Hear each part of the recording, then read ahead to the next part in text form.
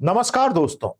ईसा से 7 शताब्दी पूर्व पंडोरा नाम की एक पहली महिला थी, ऐसा यूनानी दंत कथाएं हमें बताती हैं, ग्रीक माइथोलॉजी। और उस पंडोरा नामक पहली महिला के पति के पास एक बड़ा सा जार था जिसमें तमाम तरह की दिक्कतें जो इंसानी समाज को होती हैं कैद करके रखी गई थी। और पंडोरा ने गलती से उस जार का ढक्कन खोल दिया तो वो सब समस्याएं खुल के बाहर आ गई। हालांकि उसने जब तुरंत ढक्कन बंद किया तो अंदर होप नाम की एक चीज भी भगवानों ने रखी थी, वो अंदर ही कैद होकर रह गई। पर्शियन गल्फ के जो 6 जीसीसी स्टेट्स हैं, गल्फ कोऑपरेशन काउंसिल के 6 देश मोनार्क्स, उनके जीवन में आज से लगभग 50 दिन पहले डोनाल्ड ट्रंप ने एक पंडोरास बॉक्स ओपन कर दिया और उसको बंद ही नहीं कर पा रहे हैं। ईरान और अमेरिका के युद्ध के चलते गल्फ स्टेट्स का जीना मुहाल तो हुआ ही है, आगे क्या होगा इसका उन्हें जरा सा भी अंदेशा नहीं है। Global affairs by Sandeep Manodhane series में आपका हार्दिक स्वागत है। सत्यमेव जयते नानृतम, सत्य की ही जीत होती है, असत्य की कभी नहीं। हमारे साथ वीडियो के अंत तक बने रहें, बहुत सारी बहुत काम की बातें मैं आपको बताने वाला हूं। आइए आज का काम शुरू करते हैं।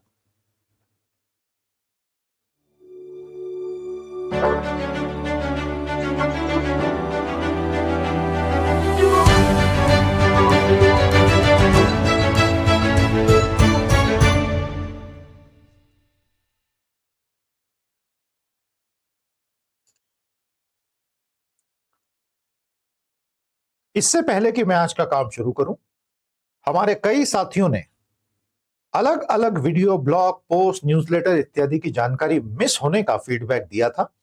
ये क्यूआर कोड आपके सामने है, इसको तुरंत स्कैन कर लें। एक गूगल का फॉर्म ओपन होगा, 100% सेफ है, चिंता ना करें। और उसमें अपना ईमेल आईडी फिल कर दें। सिर्फ एक ईमेल आईडी का फॉर्म है। कुछ ही दिनों में हम ये सर्विस शुरू करेंगे। शाम को 5 बजे एक मेल आपको आएगा। पिछले 24 से 48 घंटों में हमने जो कुछ क्रिएट किया है उसकी लिस्ट आ जाएगी लिंक के साथ, ताकि अच्छी चीजें आपसे कभी मिस ना हो। तो ये फॉर्म जरूर भरिएगा। बहुत बहुत शुक्रिया। अमेरिका के राष्ट्रपति ने एक बार कहा था, an attempt by any outside force to gain control of the Persian Gulf region will be regarded as an assault on the vital interest of the United State. Carter कहते थे कि अगर किसी ने भी फारस की खाड़ी क्षेत्र में दबदबा बनाने का प्रयास किया तो हम बिल्कुल ये मान लेंगे कि ये अमेरिका के हितों पर ही कुठाराघात है और हम उसे छोड़ेंगे नहीं, विद इन ब्रैकेट। तो हम उसे छोड़ेंगे नहीं, ये 2026 में अब दिख रहा है कि कौन किसे पकड़ के बैठ गया है। अभी हम कह तो सकते हैं कि अमेरिका और इजराइल ने ईरान को पकड़ लिया है, लेकिन दरअसल आप थोड़ा सा अंदर झांक के देखें तो वो ईरान है जिसने इन दोनों को पकड़ रखा है। और हॉर्मुज की खाड़ी के बंद होने के बाद पूरी विश्व अर्थव्यवस्था पर आने वाले 3 महीनों में, खास तौर पर जब इस बार रिकॉर्ड तोड़ गर्मी पड़ने वाली है, बहुत भयानक मार पड़ेगी। लेकिन ये मार सबसे पहले पड़ेगी गल्फ के स्टेट्स पर। तो मैं आज ये आपको समझाने जा रहा हूं। एक एक करके अलग अलग हिस्सों में आपको मैं सारी बातें बताऊंगा। यहां से हमने सिर्फ इसका फ्लेवर सेट किया है, इसमें अब हम अंदर उतरते हैं। यह बहुत ही एरा डिफाइनिंग मोमेंट है। दशकों में एक ऐसा वक्त आता है जब इतने बड़े क्षेत्र पर इतना भारी संकट आ जाए। तो ये गल्फ स्टेट्स हैं क्या दोस्तों? सऊदी अरब, संयुक्त अरब अमीरात, कतर, कुवैत, बहरीन और ओमान, ये वो देश हैं जिन्होंने जबरदस्त तरीके से एनर्जी की वेल्थ कमाई है पिछले 80 सालों में। जो पहले रेगिस्तान थे, गरीब लोग थे, उनके ऊपर ऐसी धन वर्षा हुई कि वो सपने में कभी सोच भी नहीं सकते थे। स्ट्रेटेजिक वाटरवेज, फाइनेंशियल हब्स, इतना पैसा आया कि ये फाइनेंशियल हब्स बनने लग गए। टूरिज्म, लॉजिस्टिक्स और रैपिड मॉडर्नाइजेशन। तो धीरे धीरे गल्फ एक बहुत ही प्रोमिनेंट जगह विश्व व्यापार के लिए बन गया। और इनके साथ ट्रेजेडी ये हो गई कि पिछले 5 सालों में खासतौर पर इन्होंने डाइवर्सिफिकेशन शुरू कर दिया, क्योंकि इन्हें लगा कि ऑयल का युग धीरे धीरे समाप्त हो जाएगा।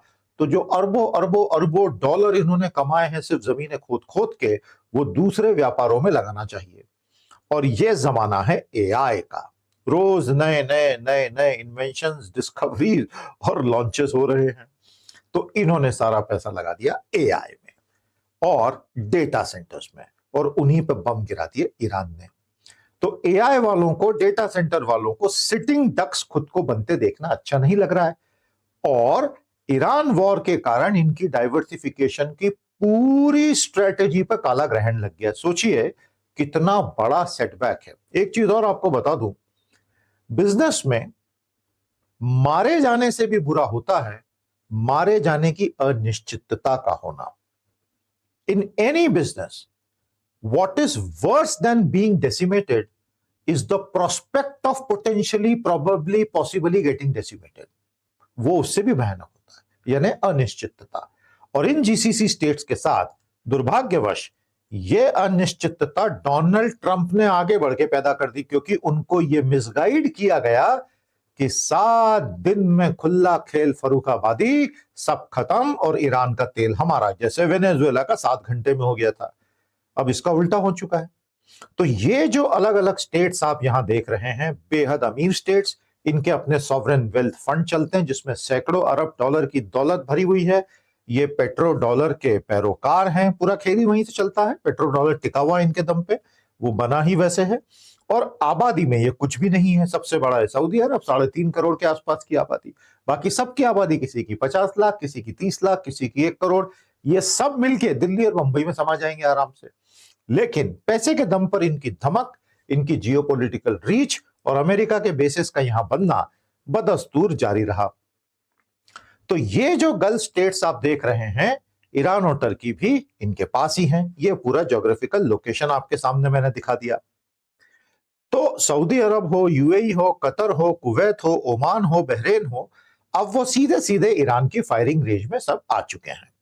इनमें से कुछ ईरान के प्रति मित्रता रखते हैं, इसलिए ईरान उनके लिए सॉफ्ट है। पिछले 50 दिन के युद्ध में आपने ये नोटिस किया या नहीं मुझे नहीं पता, लेकिन क्योंकि मैंने बहुत गहराई से अब रोज ही पढ़ना पड़ रहा है कि एक्स्ट्रा वर्किंग लोड, ईरान ने वेराइंग डिग्रीज ऑफ इंटेंसिटीज के साथ हमले किए हैं। ऐसा नहीं है कि सब पर एक साथ एक ही तरह की मिसाइलें, ड्रोन मारे हैं, बिल्कुल नहीं। बिल्कुल चुन चुन के, जैसे धर्मेंद्र सिखा के गए थे शोले में, चुन चुन के, सोच सोच के, समझ समझ के, अलग अलग इंटेंसिटी के साथ अलग अलग देशों के अलग अलग इंस्टॉलेशन पे वार किए गए, ताकि उन तक यह संदेश जाए कि हर किसी को वो बराबर का शत्रु नहीं मानते। तो ये मिलिट्री स्ट्रेटजी ईरान की रही है। अमेरिका ने सब तरफ अपने बेसिस बना रखे हैं और वो सारे बेसिस ईरान ने ध्वस्त कर दिए। जिन अमेरिकन बेसिस पे मैं आ रहा हूं वो भी मैप आपको दिखाऊंगा, जो 13 के आसपास अमेरिकन बेसिस पे बम गिरे, ड्रोन गिरे, बैलिस्टिक्स गिरी, उनका काम था जीसीसी को यह सुनिश्चितता देना कि तुम मेरी वजह से सुरक्षित हो। वो खुद ही सुरक्षित नहीं रहे, वहां से छोड़ छोड़ के सैनिकों को भागना पड़ा। अमेरिका ने और इजराइल ने भयानक सेंसरिंग की है न्यूज की। अगर 10 मरे हैं तो एक बताया है, अगर 10 जगह बम आए हैं तो एक जगह बताया है। और जीसीसी में सब तरफ ऐसी सेंसरशिप लगी हुई है कि गलती से मोबाइल में वीडियो आपने बना लिया, फोटो ले लिया आती मिसाइल का, सीधे जेल में जाओ और डंडे खाओ, भली गोरी चमड़ी के हो। ये चल रहा है यहां पे। तो मीडिया में सच बात तो आ नहीं रही। जो लोग वहां से निकल कर आ रहे हैं वो सब बता रहे हैं, वो कंपाइल करो तो पता चलता है कि स्थिति वाकई में खराब है।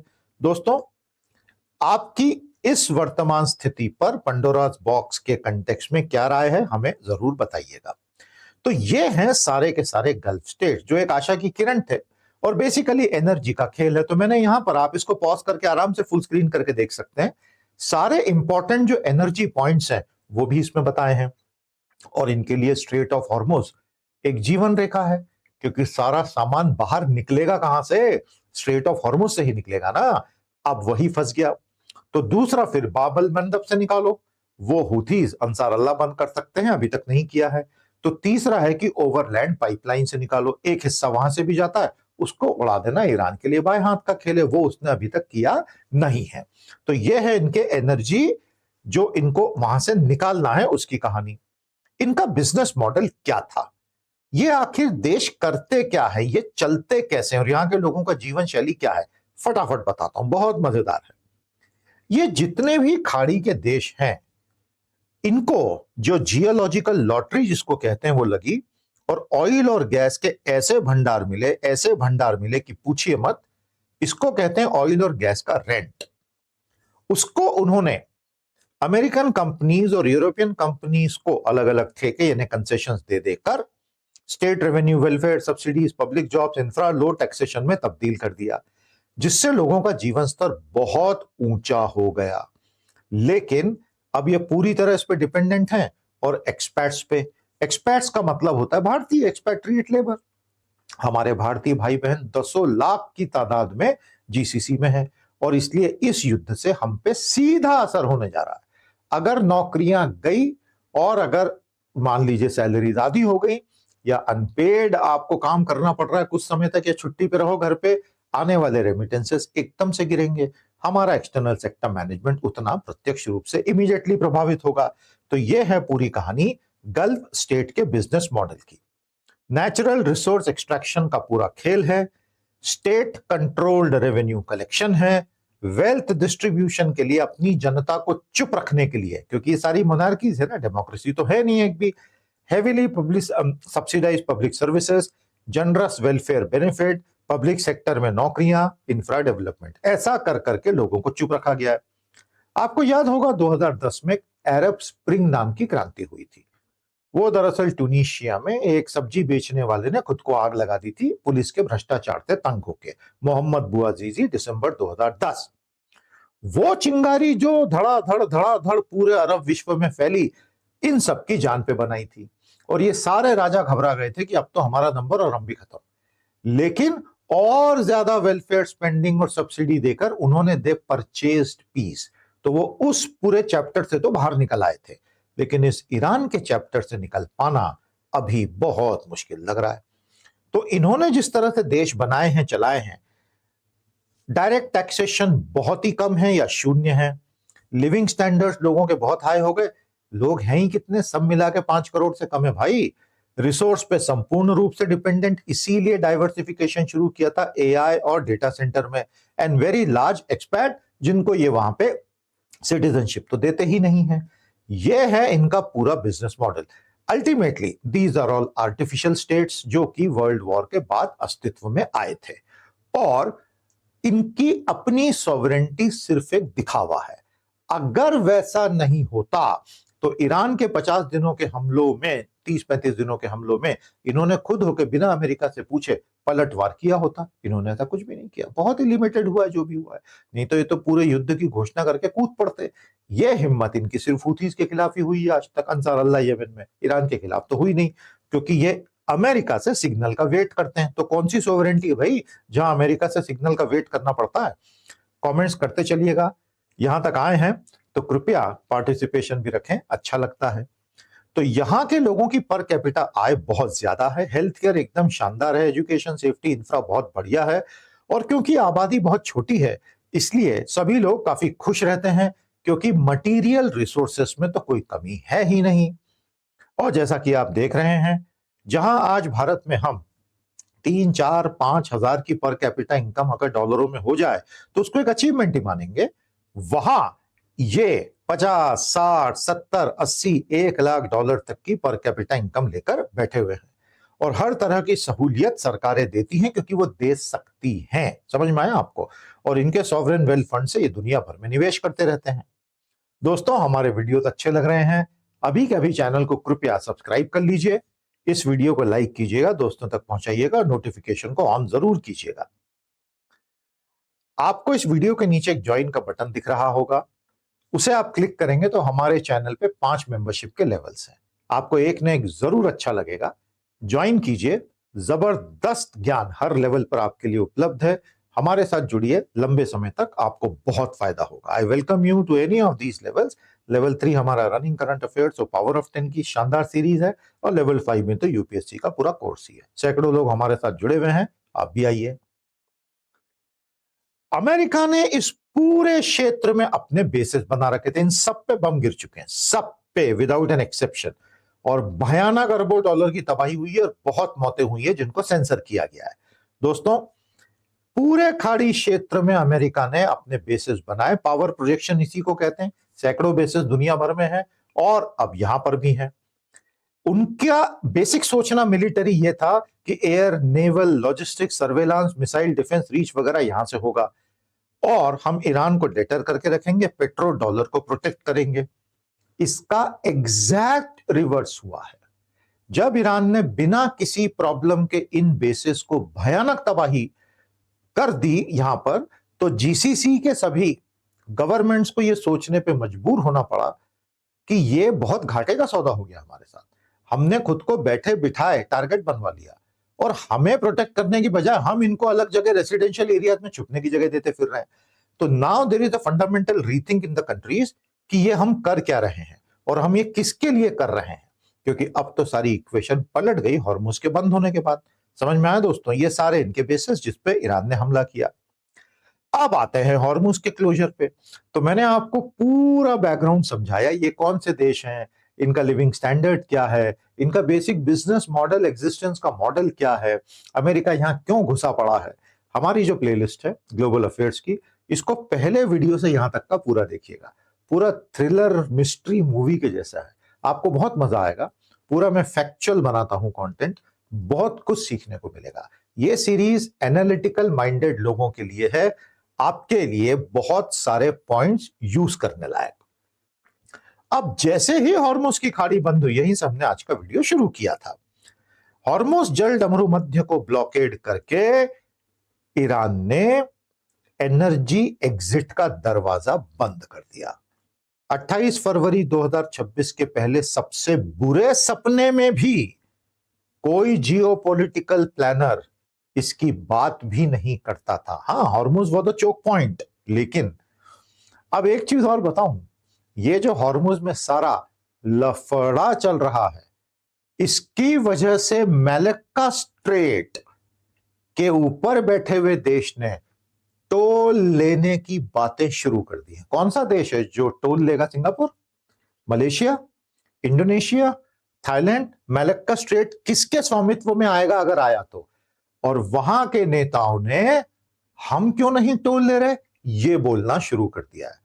ये सेकंड ऑर्डर इफेक्ट्स अब हमें दिखेंगे। हालांकि अभी तक लेना शुरू नहीं किया है, हो सकता है अमेरिका उनको फाइनली नहीं भी लेने थे, वो सब बात की बातें। पर आप देखिए ना, एक जगह अमेरिका ने पंडोरास बॉक्स खोला, उसके परिणाम कहां कहां कहां कहां सामने आने लगे हैं। तो दोस्तों, oil, gas, shipping, supply chain सारी धीरे धीरे टूट रही हैं और इनका पूरा असर अगले 3 महीने में आएगा, ऐसा लगभग सभी एक्सपर्ट्स कह रहे हैं। ग्लोबल प्राइसेस ऑलरेडी बढ़ चुकी हैं, इन्फ्लेशन तेजी से बढ़ रहा है, लेकिन जो सबसे भयानक चीज हुई है, गल्फ की स्टेबिलिटी खत्म हो चुकी है। जो गल्फ लोगों के लिए जीवन का लक्ष्य हुआ करता था, वो अब वहां से भागे कैसे अपना पैसा निकाल के, ये लक्ष्य हो गया है। जब ऐसा होता है तो आपकी स्टोरी तहस नहस हो जाती है। इन देशों के पास एक स्टोरी थी, that story has been torn to shreds. और जिम्मेदारी ये खुद ही है, किसी और पे दोष देना बेकार है। इनके यहां मिलिट्री बेसिस, वहां से अमेरिका की मिसाइलें तैनात है ईरान के ऊपर, ये बोल रहे हैं अमेरिका को हमला करो हमला करो हमला करो, और लगातार इनकी तरफ से फंडिंग हो रही है ईरान के खिलाफ। तो फिर ईरान इनके लिए पुष्प गुच्छ तो लेके जाएगा नहीं। तो कहीं ना कहीं ये चीजें अब बिल्कुल फूट फूट के सामने आ गई हैं। हाइड्रोकार्बन का रेवेन्यू का लॉस इमीडिएट हो रहा है। इन्हीं जीसीसी देशों में से एक यूएई ने ऑलरेडी अमेरिका के साथ एक बड़ी स्वैप लाइन की, यूएस डॉलर स्वैप लाइन चालू करने की बात भी कर ली। जो अर्थव्यवस्था और अर्थतंत्र समझते हैं, जब कोई देश ऐसी बातें करने लगे तो फॉरेन एक्सचेंज की स्थिति को लेकर उसका भय समझा जा सकता है। बताइएगा कमेंट में स्वैप लाइंस क्या होती हैं और क्या ये पॉजिटिव है या नेगेटिव है उसका इस तरह की बात चालू करना। सप्लाई चेन डिसरप्टेड, कॉस्ट सब तरफ दुनिया में बढ़ रही हैं, रीजन पूरी तरह अनस्टेबल, और शिपिंग को डाइवर्ट करो। इंश्योरेंस की कॉस्ट पहले से 10 से 20 गुना ऑलरेडी बढ़ गई, जो घट के फिर से सामान्य स्तर पे आएगी ही नहीं। तो एनर्जी इंफ्रास्ट्रक्चर को भौतिक डैमेज हो गया है, इस बात को समझिएगा। It is not just theoretical, the energy damage is actually real. इसे पूरी तरह से नॉर्मल करने में अनेक महीने लगेंगे। इकोनॉमिक फॉलोआउट में जीडीपी गिरी रहा है, इंश्योरेंस की कॉस्ट जो टैंकर्स की होती है बढ़ गई है 10-10 गुना। सिविलियन और अर्बन इंपैक्ट में एयरपोर्ट और पोर्टों के ऊपर मिसाइलें और बम गिरे हैं, तो ट्रैफिक बहुत तेजी से गिरा है, पावर ग्रिड सब खतरे में है। एनवायरमेंटल कॉन्सिक्वेंसेस बहुत जबरदस्त हो सकते हैं, और रीजनल और सोशल इंपैक्ट यह है कि इंस्टेबिलिटी ने सबको डरा दिया है। तो फाइनल समरी आपके सामने है। इनमें से जो सबसे अमीर स्टेट्स हैं वो किसी तरह spend their way through the crisis कर लेंगे। अगर ये क्राइसिस 30 से 40 दिन में और समाप्त हो गई तो, अदरवाइज इनका पैसा भी कम पड़ेगा। यूएई और सऊदी जिनके पास दूसरी पाइपलाइंस हैं वो इस क्राइसिस में गले गले तक धंस चुके हैं। इन सबको लगा था कि 10, 15, 20 दिन में खेल खत्म हो जाएगा। अरे भैया आप धीरे धीरे 55, 60 दिन की तरफ जा रहे हैं। हम बात को समझिए, ये बहुत भयानक स्थिति है। इकोनॉमिक डाइवर्सिफिकेशन हमेशा स्टेबिलिटी का खेल मांगता है, कैपिटल का नहीं। तो इसमें से बहुत सारे डेटा सेंटर्स दूसरी तरफ शिफ्ट हो जाएंगे। जी हां, दुनिया भर में, क्योंकि अमेरिका में भी डेटा सेंटर्स के खिलाफ बहुत विद्रोह हो रहा है, तो वो भागे थे जीसीसी। अब वहां बम गिर गए तो वो आएंगे भारत, साउथ ईस्ट एशिया और अन्य जगहों पे, और यह जाएंगे अंतरिक्ष में। ऑर्बिटल डेटा सेंटर सुना है आपने उसके बारे में? Tourism, talent attraction, AI hubs, ये तो अब सब धुआं धुआं फिलहाल के लिए। और गल्फ ये चाहता है कि ईरान का हॉर्मुज पे अपनी मिसाइलों पे और प्रॉक्सीज पे कंट्रोल गिर जाए। ईरान ये होने ही नहीं देगा। सब कुछ गंवा चुका है, वो तो अपनी पूरी लीडरशिप जा चुकी है, इतना नुकसान उठा लिया है, और अब आईआरजीसी कंट्रोल में है। तो ये तो अब सपना है कि ईरान ये सब छोड़ देगा। मतलब इन्हें ईरान के साथ डील कट करनी ही होगी, शुभस्त शीघ्रम। जितना लेट करेंगे, अब तो गल्फ का ही नुकसान होना, ईरान का तो हो चुका जो होना था। इनकी स्थिति यह है कि अमेरिका के दोस्त तो हैं ये, लेकिन अमेरिका युद्ध कब छेड़ेगा ये इजराइल तय करता है। जीसीसी का इसमें कोई से ही नहीं है। आप सोचिए कितनी विकट परिस्थिति, आप ऐसे किसी देश के मोनार्क होते तो सर पकड़ पकड़ के रोते। यूएई बहुत हॉकिश हो गया कि मारो मारो मारो। सऊदी बोल रहा बात करो बात करो बात करो। ओमान थोड़ा फ्रेंडली है। Prolonged Limbo is the worst, कि ना तो फुल वॉर चल रहा है ना शांति आ पाई। ऐसे में गल्फ पूरी तरह से निपट जाएगा। वर्तमान में हम उसी दिशा में बढ़ते दिख रहे हैं। तो यह है कहानी गल्फ स्टेट्स की।